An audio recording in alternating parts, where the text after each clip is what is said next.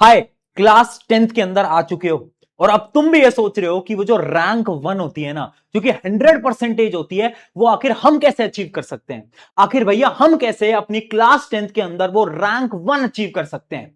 तो आज वही स्ट्रैटेजी हम तुम्हें बताने आए हैं कि जो तुम्हारी जर्नी है ना, ये जो तुम्हारी क्लास है ना, इसके अंदर तुम कैसे ऑल इंडिया रैंक 1 बन सकते हो।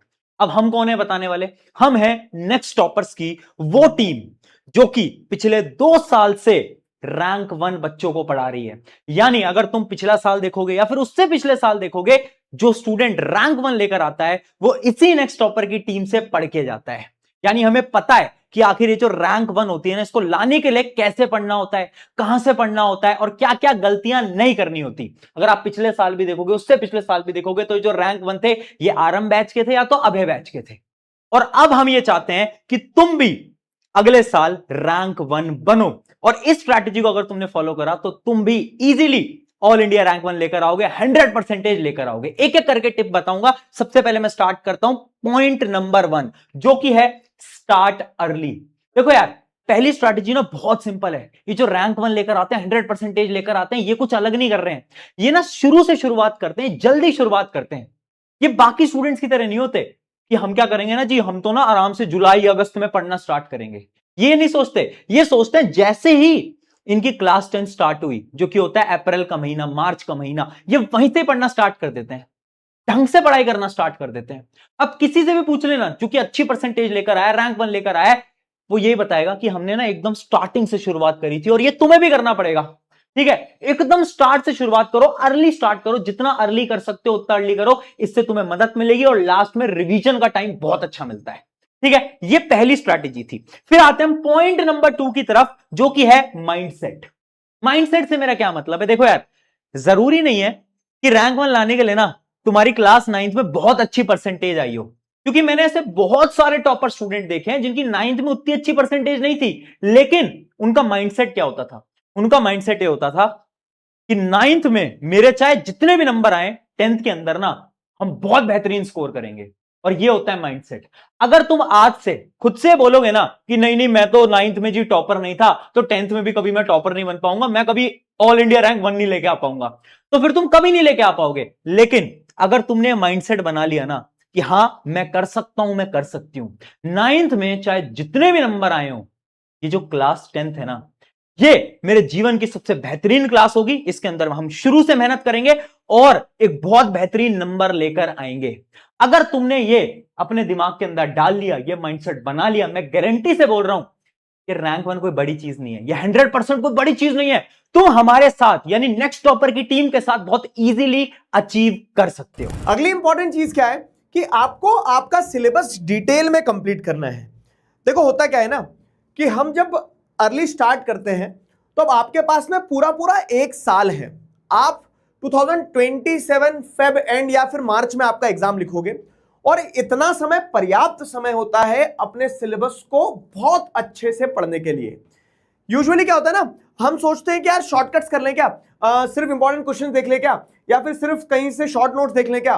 तो वो सारी चीजें शॉर्टकट्स कब काम आते हैं? जब लास्ट टाइम रहता है, जब आप जनवरी में पढ़ रहे हो, जब आप दिसंबर में पढ़ रहे हो, और तब आपको उस तरह से पढ़ने की जरूरत भी कि आप फटाफट से पढ़ लें।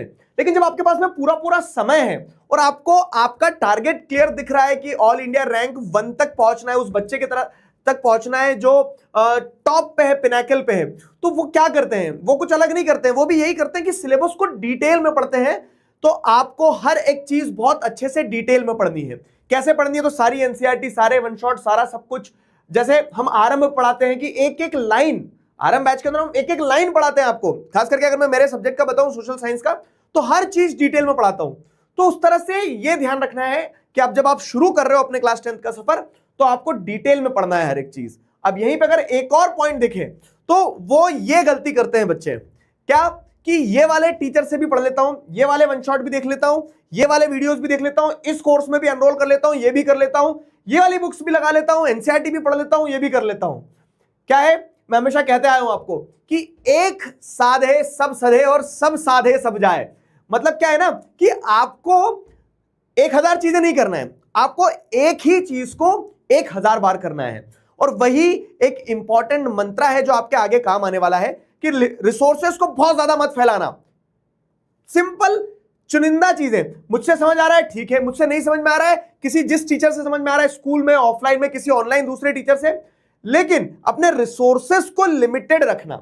बहुत ज्यादा रिसोर्सेस जब मल्टीप्लाई कर लोगे तो होगा क्या कि लास्ट तक आप सब कुछ कवर करने के चक्कर में कुछ भी कवर नहीं कर पाओगे। तो इस चीज को ध्यान रखना कि आपके रिसोर्सेस लिमिटेड होना चाहिए।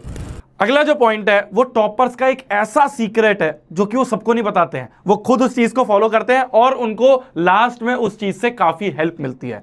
वो टॉपर का सीक्रेट है 10 रुपए की नोटबुक। भैया क्या बोल रहे हो 10 रुपए की नोटबुक? देखो मैंने जितने भी टॉपर से बात करी लास्ट ईयर, उससे लास्ट ईयर आरव से जब बात करी, उसने ना हमें एक 10 रुपए की नोटबुक दिखाई। उस 10 रुपए की नोटबुक में वो क्या करता था कि जब भी कोई क्वेश्चन अटेम्प्ट कर रहा है, मान लो पूरे साल भर उसने बहुत पढ़ाई करी, ठीक है, तुम भी पूरे साल भर आरंभ में हमारे साथ पढ़ाई करोगे, तो जब भी कोई ऐसा क्वेश्चन, कोई ऐसा कॉन्सेप्ट, कोई ऐसा टॉपिक जो कि तुम्हें करने के बाद ऐसा लग रहा है कि तुम भूल जाओगे, जिसमें तुम्हें रेगुलर रिवीजन की जरूरत है, वो टॉपिक, वो क्वेश्चन आरव क्या करता था, इस 10 रुपए की नोटबुक में लिख लेता था। जितने भी टॉपर्स हैं 99.8, 99.6, लाखों बतेरे टॉपर्स हमने देखे हैं जो इस चीज को फॉलो करते हैं। तो मैं तुम्हें बस यही सजेशन दूंगा, तुम स्टार्ट बिल्कुल इनिशियली कर रहे हो, है ना, आरंभ बैच जैसे शुरू होगा तुम जी तोड़ से मेहनत करोगे और साथ साथ में हमारे मेहनत करोगे। बस एक चीज का ध्यान रखना मेरी जान, पूरे साल हम मेहनत कर रहे हैं, आखिरी के टाइम पे ना रिवीजन बहुत जरूरी होती है। बच्चे क्या करते हैं, रिवीजन के टाइम पे पूरी बुक वापस से पढ़ना शुरू कर देते हैं, वो बेकार चीज है। क्या करो, ये 10 रुपए की नोटबुक उठा लो, ठीक है, पूरे साल भर जो भी टॉपिक तुम्हें मुश्किल लग रहा है, जो भी टॉपिक तुम्हें ऐसा लग रहा है कि यार ये मैं भूल सकता हूं, जो भी टॉपिक ऐसा लग रहा है जिसके शॉर्ट नोट्स की जरूरत है, जो भी क्वेश्चन ऐसा लग रहा है जो कि तुम बार बार भूल रहे हो, उन चीजों को तुम इस 10 रुपए की नोटबुक में अभी से लिखना शुरू कर दो।